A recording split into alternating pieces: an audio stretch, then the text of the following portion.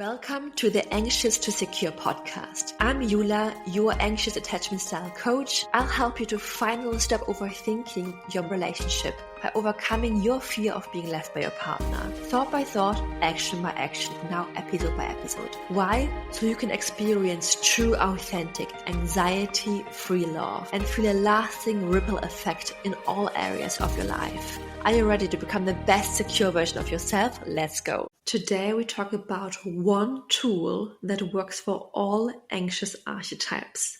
Welcome back, or welcome if you're here for the first time. Today we're diving into a tool or a skill I call the opposite skill. And this is something I started exploring more when I listened to Tony Robbins talk about it. I connected it to the nervous system and also to relationships. And I love to, share this with you. When we're in this anxious state, in the sympathetic activation energy, or in a conflict, for example, our nervous system goes into fight or flight mode, like we're facing a bear. This happens because our brain perceives a danger even when there's no literal threat. Our heart rate spikes up and our muscles get very tense, like our breathing becomes very shallow. Basically, our body is preparing to either fight the threat, the bear, or is running away from it. So the problem with this is that in relationships, the same response can show up in arguments or in moments when we're feeling very anxious. So we might feel the need either to defend ourselves. By the way, that happens often to our partner, when they get defensive or flee the situations to run away. Again, that's more our partner often, the avoidant attachment style, or to criticize, to attack, basically, which is more the anxious attachment style, to try to solve the problem, just like we would do in the face of a physical threat, let's say. And this can be very exhausting in relationships, in real life, and that can cause a lot of tension. And this is where the opposite skill comes in. It's all about the nervous system regulation. And if you're in an anxiety-induced state, or you're reacting from the place of tension, the trick is to do the opposite of what your body feels like compelled to do. So let me explain. This helps signal to your brain and your nervous system that you're actually safe, which allows you to come back to this place of calm. And this is also, by the way, touching on the Anxious Archetypes series from previous episodes, where we've explored the anxious archetypes, the dreamer, the pleaser, the overachiever, and the warrior. And so if this resonates with you, you can check out those episodes again. There are 2 episodes, I think. One is where you can discover your anxious archetype, and the other one is an episode about tools on what you can do if you found which archetype you are, to really apply them for each archetype.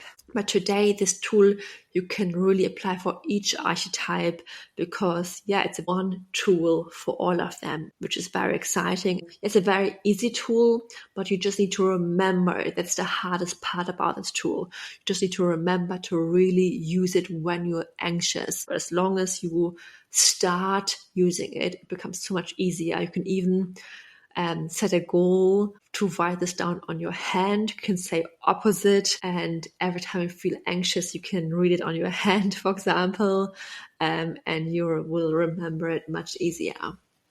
Anyway, are you excited to find out more about it? Let's go. So let's break this down using the warrior anxious archetype as an example. So imagine you're in the middle of a conflict and your warrior instinct kicks in. So your body might want to tighten up, or you want to shout or interrupt your partner. For me, it always shows up as I'm clenching my fist, I'm getting very hot, everything becomes very urgent, and I always want to interrupt my partner. I want to say something very fast to share my point of view and my perspective. And it's becoming all about me, and we are becoming opposites, right? He's on one team, he's like one team member, I'm on the other team. So, and I talk very fast and I want to defend myself. But here's where you consciously want to do the opposite.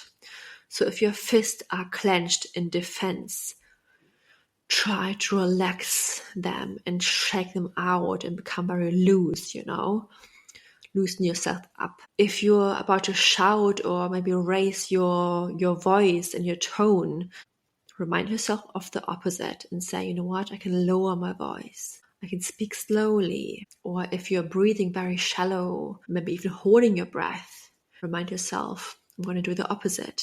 I'm going to breathe deeply. I have all the time in the world. I can breathe in slowly. I don't need to force anything right now. And if my partner just talks while I'm just breathing here, that's okay. And really focusing on your breath. Listen to your breath, how it goes in and out. You want to breathe out all of the toxic green energy and breathe in all of the calming energy. And if you tend to, let's say, interrupt your partner constantly, pause and focus on the opposite. Just listen and be curious. Maybe just ask your partner thoughtful questions instead of trying to rush and to speak. Instead of trying to interrogate your partner, just be curious. Maybe if you used to lean forward, lean backwards. So when you do really the opposite of what your body naturally wants you to do, you trick your brain into thinking there's no real danger, that you are in fact safe and secure. And that is so powerful. It's like showing your body, hey, you know what? We're not fighting a bear. Everything is okay. And yeah, my personal experience with a warrior is, for me personally, I've had moments where I felt my body was so tense during a conflict with my partner mostly.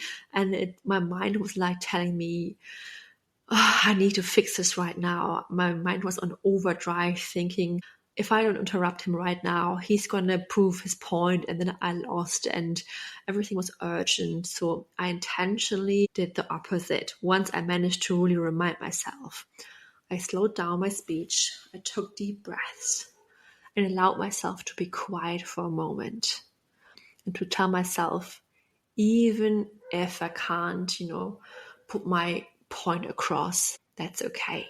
Not everything even has to be solved in this argument. And even if I let my partner talk for 10 minutes, I can still talk after 50 minutes. And that took all the pressure off. And when my body learned to relax and to know that I'm safe, this changed everything.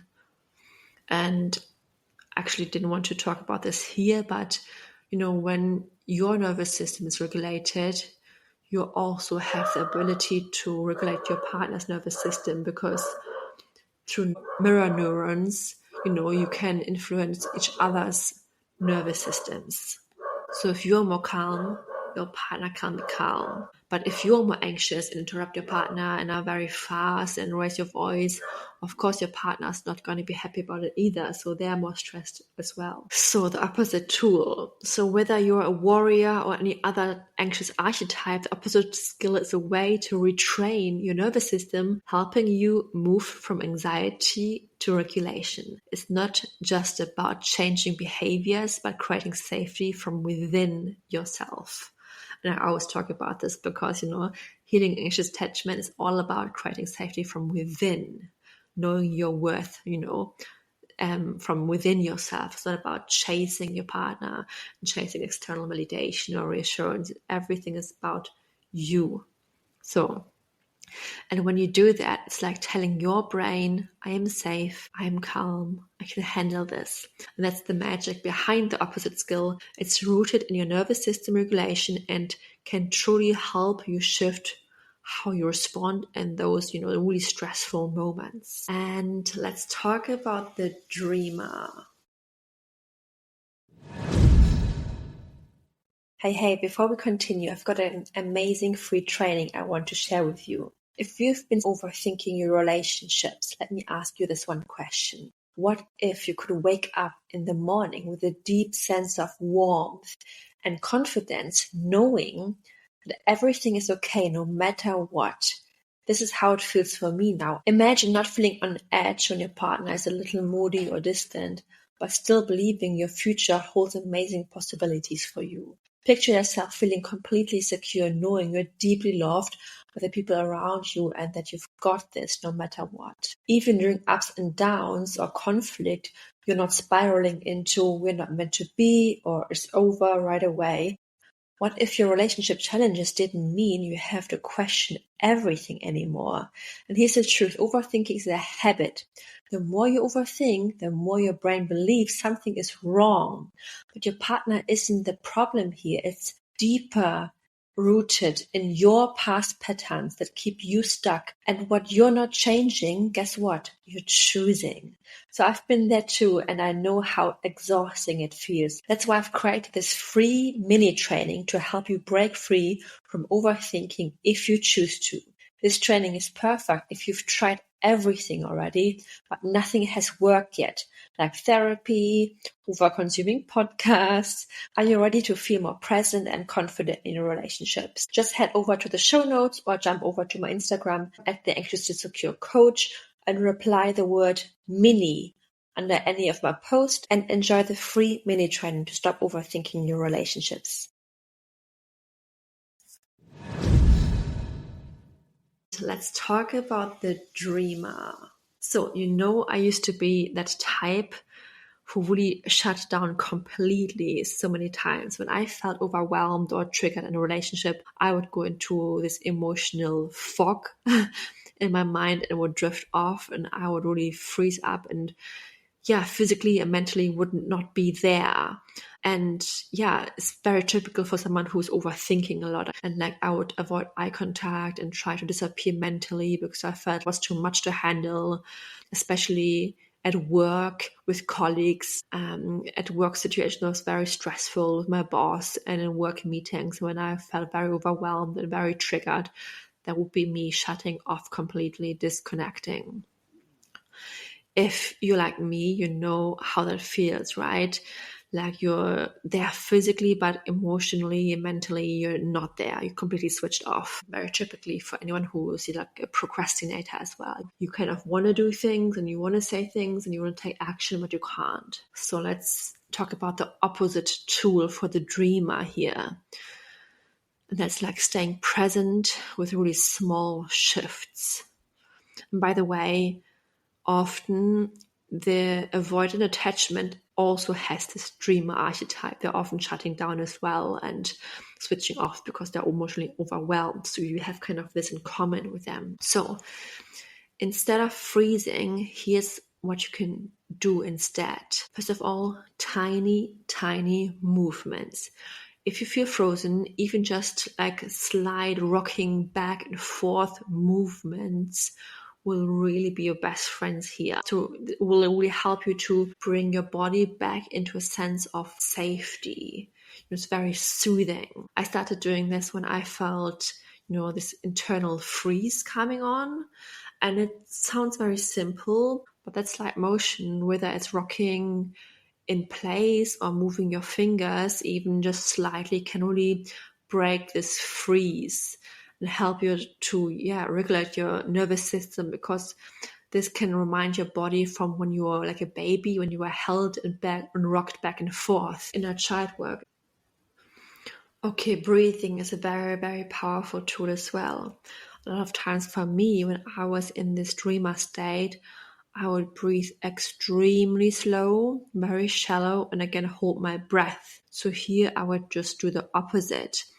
And I would actually use like an activational breath, meaning I would just breathe very fast to make myself more activated. And I wouldn't force it, but I would just try to breathe very fast in through my nose and through my mouth to activate my energy. And something else what also helps is to even visualize my breath flowing in and out, like a wave, keeping me grounded, or visualize me getting up if I felt like, I was ready to move again, or I was ready to speak up in a meeting or do the thing I wanted to do, and I don't want to be frozen anymore. I want to keep eye contact or say something. I'm ready to move out of the shift. Then I visualize myself doing the thing. And maybe after a few minutes, I was able to slowly take that action because I visualized it beforehand already. So this tiny baby step would have helped me already too. And then the dreamer. Another skill you can do here is shifting from negative self-talk to positive self-talk. Very important. So from I can't to I can. I can handle this. From I don't have to do it perfectly. A lot of times when we're in this state of shutting down, we are our worst enemy. We're telling ourselves, I have to do this now. We're beating ourselves up. And we're feeling all the shame, and all of this doesn't help. The more kind you are to yourself and even allowing yourself to be in this state, the more you're able to trust yourself, love yourself, and get out of the state. Because guess what? If you want to feel safe, it starts with yourself first. You have to be the safety rock for yourself. And it starts with talking to yourself, with love and kindness. You can't be your own bully. And the other thing is being present and not perfect. So instead of forcing myself to talk or engage in a conversation when I felt very overwhelmed, I would really focus on listening or even just nodding. And I wouldn't have to say much, but a simple like, I hear you, or while making eye contact could feel already enough. It's not about saying everything perfectly or having to stand up in this work meeting or doing this big thing when you're feeling overwhelmed or shutting down or, procrastinating or feeling stuck. It's more about being present in this tiny little thing. It's something that you feel capable of doing in that moment. So, because, as the dreamer, you are like in your head a lot. So this tiny little shift from being in your head to being present can make all the difference. I hope that helped a little. I'm not sure if it was clear enough, but give me feedback on my Instagram if you want more examples. Let's shift to the pleaser. So I used to be, a huge people pleaser, and I always say this is something you learn, you're not born with. Especially, in my romantic relationships, I was a people pleaser. If my partner or anyone was upset, I would always just say yes and do everything for them just to ensure we are good and there was no tension, no conflict, and I wasn't able to set boundaries, and I would hate if there was any uncomfortable tension between us. So I was biting my tongue, and my body language was always that of trying to please, nervous fidgeting or smiling, nervous laughing. And the worst part is I would overextend myself just to keep things smooth, all while holding my breath and trying to keep everyone happy, just so I can feel safe. So let's talk about what you can do and how this opposite tool, this opposite skill could look like if you have this anxious archetype. So one thing you can do is really pausing before even agreeing to everything or anything.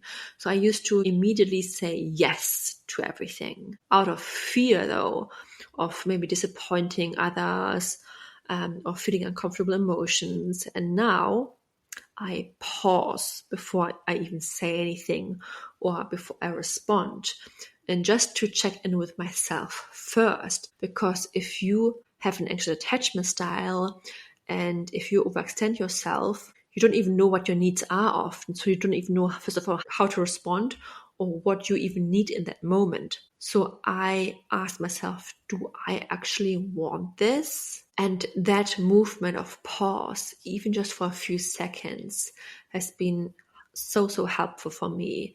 And then in that moment, I can first of all figure out what do I want, and then what do I say? And then I can decide to say, hey, you know what? Let me think about it. instead of saying yes or no right away. And I can always say, you know what, let me get back to you on that. And then something else you can do is set a boundary. So instead of saying yes when I don't want to, I've learned to say, you know what, I really want to help, but I need a little bit more time to recharge, but right now is not a good moment, perhaps another time, but actually I don't feel like it, A tiny boundary, even though it felt uncomfortable, even though I had the guilt, helped me really to honor my needs and gave me so much space to breathe. And a lot of people always say, how do I set a boundary without feeling guilt? But the thing is, guilt is not the problem. It's okay if you feel the guilt. Guilt is really not the problem here. Imagine you are setting a boundary and you're feeling guilt for like 10 times, 20 times. For your first 30 times setting a boundary. It's not a problem if you feel guilt as long as you're able to set the boundary. Because your feeling of guilt will over time melt away more and more and more, and you will increase your self-worth. And it is so much stronger than just this uncomfortable feeling of feeling this guilt. And also, number 3, the tip online when people say you don't need to explain your boundary, you can just say yes or no. This feels impossible for someone who wants to keep the peace, to keep the connection, to keep the people in your life. And let me tell you, you don't have to, but you can explain why you're setting the boundary. And I totally recommend that, especially if you never set a boundary really with other people, with friends, colleagues, with your partner. And setting boundary, no matter how you do it, is always a win, always. Okay, let's go into a few more details on how this opposite skill also can play a role here. Body language. So maybe try to stand up tall and with a relaxed posture and make eye contact. So avoid slumping or avoiding eye contact, which you probably would do before, which can, signal of being passive. So instead, doing the opposite, like stand up, straight, relaxed, and more like a assertive, body language, eye contact, be more firm. And you can even try an exercise where you do the complete opposite. You can do this at home. You don't have to do this in person, but like stand in your power, hold up a hand, or really press your body against like the wall, for example, and say firm no. You can say this in German, sounds even harsher, nein. So instead of leaning back, which you would naturally do as a people pleaser and looking away and being shy, lean forward and lift up your chest and breathe in slow, like you're building up your own protective wall. Your boundary of self-protection and self-love comes from your own bubble. Every time when you walk into like a coffee shop, pretend like there's like this invisible line pulling you up. So try to really walk up with a straight posture and breathe in very deeply and try to have firm eye contact with everyone. That can be so powerful.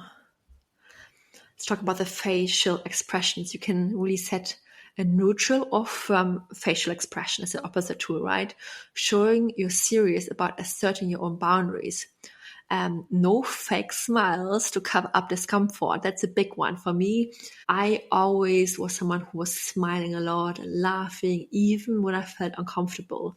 Even when someone made a joke about me at work or in general, when I felt uncomfortable, I was just laughing it off. And I feel like this is something very, very common. I've seen it in my clients too.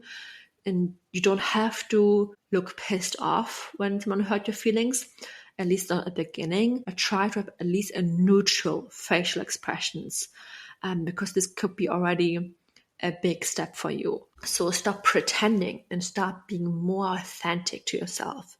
So shift from being constantly, smiling to either being neutral or have an actual honest expression to what your inner world is all about. If you're pissed off, maybe show that you're actually pissed off in your face. When someone made a dirty joke on you, show them that this wasn't funny. But again, this takes practice, right? Same as If you've always been someone who has been over-explaining everything, try to do the opposite by using a few words only. And that is a big one for anyone who has been anxiously attached as well. And that is actually something I'm working on too. When it comes to a lot of things, even my clients, when I try to explain them a concept, I often go into long explanations. Even in friendships and messages and WhatsApp, I still am a little bit too long sometimes. But I'm not that extreme as I used to. I used to send long, long text messages, lots of emojis. And now I'm so much more reduced, like by 80% less. So really try to do the opposite here. Because always ask yourself, how does the other person actually feel when they receive this? And is it coming from fear or is it coming from self-trust? And go from a high-pitched voice or talking very fast to slowing down your speech. Maybe talk a little bit with a deeper tone or voice. Because if you are a people pleaser, you might talk very high or very fast. And another thing, rather than overcommitting or bending over backwards, try saying, I hear that, thank you. But I need to check in with myself first. And yeah, these are just micro examples, and I hope they were quite helpful. I try to find as many as possible from myself and also from my clients. But I always learn with many, examples. The more examples I hear, the more I actually realize, that's what this concept is all about. Always try to remember, what am I doing right now? And then just to switch to the opposite. And now is the last archetype, the overachiever. Hey, before we continue, I've got an amazing free training I want to share with you. If you've been overthinking your relationships, imagine not feeling on edge when your partner is a little moody or distant. Even during ups and downs or conflict, you're not spiraling into we're not meant to be or it's over. What if your relationship challenges didn't mean you have to question everything anymore? And here's the truth, overthinking is a habit. The more you overthink, the more your brain believes something is wrong. But your partner isn't the problem here. It's rooted in your past patterns that keep you stuck, and what you're not changing, you're choosing. This training is perfect if you've tried everything already, but nothing has worked yet. Are you ready to feel more present and confident in your relationships? Just head over to the show notes or jump over to my Instagram at the Anxious to Secure Coach and reply the word mini under any of my posts and enjoy the free mini training to stop overthinking your relationships. This is the archetype that most of my clients can connect with. So I used to also think, like, if I just push harder, work harder, do more, everything will be fine. Especially during conflict, I would go into overdrive as well, fixing the problem, trying to convince my partner, try to fix this thing, trying to prove my worth through actions. Like, my body would tense up, I would speed talk, I would try to solve everything all at once. But the harder I worked, the more I overwhelmed I was, and the less I connected I was in the moment, and chipped away on my self-worth more and more. So let's talk about the opposite tool for the overachiever. Slow down, breathe, and let go. And be more rather than do more. So slow down your speech. So when I notice myself speeding up, just feeling very anxious and trying to do more and be more and say more, I slow down my speech. Same as the warrior, right? This simple adjustment helped me really to regain control of my nervous system. Instead of rushing to fix it, I reminded myself to take time and I was breathing deeply. And this can be a huge irritation for anyone who wants to do everything very fast and achieve everything. But for example, instead of rushing around in the morning, getting your kids ready, doing all of the things at the same time, reading work emails, listening to a podcast, brushing your teeth all at once, talking to your partner about the upcoming schedule, Remind yourself to slow down. Focus on the most important task in that moment. Maybe that means going to bed 30 minutes earlier so you can wake up earlier too, and take all the time in the world to do just one thing at a time. Because let's be real, multitasking is a myth. Our brain isn't actually doing things at the same time. It's switching between tasks back and forth. So, which is adding more stress to your anxious brain. That's why I've learned not to just slow down, but also take pauses in between. I'll press my feet onto the floor, feel the weight of my body sitting down. I count 5 golden objects I can see around me to be grounded and not just think about the future, about the past, but be actually here in the moment right now with my partner, when I have breakfast or when we go for a walk, to actually live in the moment. And those tiny actions can really help me feel grounded and present and alive. And it really helps to break this frantic cycle of movement and thoughts, and helps me to stop feeling anxious all the time. And another big thing for a high achiever is really this need to prove your worth, right? So here's my personal example. My partner recently bought us 2 rowing machines. So after a long day working out, he told me, you know what, well done, you've done amazing today. And I noticed myself this little urge to push even harder the next day just to hear more compliments, right? Which is normal. That's okay. But when I caught myself hearing the need for more compliments and motivation, I was able to stop myself and say, you know what, that's okay, that I wanted to hear more, but I also was able to reframe it, because it's becoming unhealthy when your moods start to depend on someone else's validation. So I reframed it by saying, see how motivated I was. Let me channel that energy and do this workout for me and not for him. So reminding myself that I'm ready enough helped me to release this pressure. And honestly, I felt so much better to focus on what I wanted rather than chasing external approval.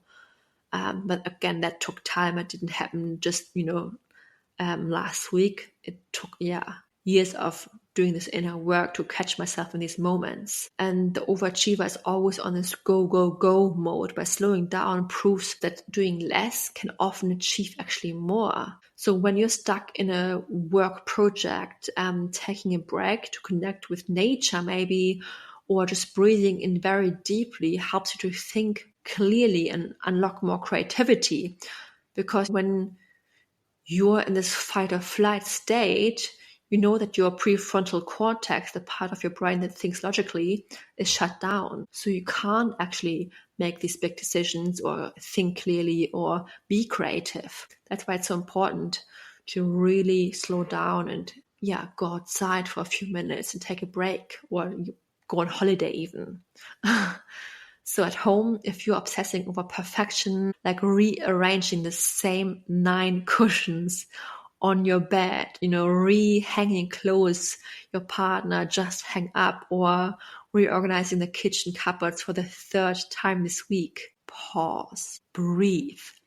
Remind yourself, imperfections are also lovable and you're safe. You don't have to have everything perfect. You don't need to micromanage your partner.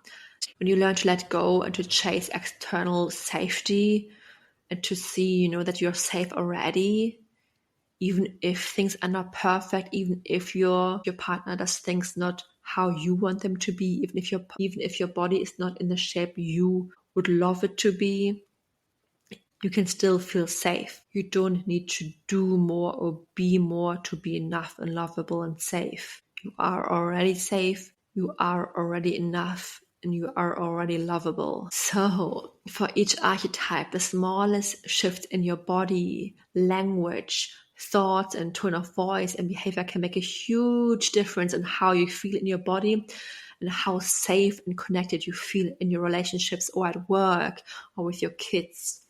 By slowing down and really introducing these small changes, you can start moving up the polyvagal ladder from freeze or fight or flight into calm and regulation. And it's like taking one small step at a time, and you don't have to be perfect. You just need to take the smallest, most gentlest step to reconnect with yourself at the present moment. And the hardest thing here is just to remember to do this opposite skill. So again, as a reminder, put this on your phone, write it on your hand for just a week, put it on the mirror, on your fridge, put it anywhere where you can really remind yourself of this step. So, and awareness is always the first step, but if you know now your anxious archetype more clearly, that's huge. But again, awareness is not enough. Healing comes through action. So when you take these small action steps, pausing, learning to feel uncomfortable, emotions saying no, resting, you're literally rewiring your brain. And if you haven't taken the quiz yet to find out your anxious archetype, of course, head over to my Instagram at the Anxious to Secure Coach. So pop a dot in between and reply the word type under any of my posts or videos, or head to the show notes. And yeah, it's going to feel uncomfortable at first, but that's where the magic happens. Every time you take aligned action, you're proving to yourself that you can feel safe in new ways. So this week, focus on one archetype and try to do this one tool to really shift your anxiety and get out of your survival state to feel more present, more calm, more connected with your partner and with yourself. Thanks for listening, and I'll see you in the next week's episode. Bye bye. Love, yours, Yula. Thank you so much for being with me here today. Remember, change in your relationship starts with you. Thought by thought, action by action, episode by episode. If you love this episode and want to give me a virtual high five, please give me a 5-star rating wherever you're listening from. It really helps me to boost this podcast a little bit higher in the ranking so I can help even more people just like you. And even share it with one more person you think would really benefit from this episode. Have a wonderful rest of your day. Thank you. Bye-bye.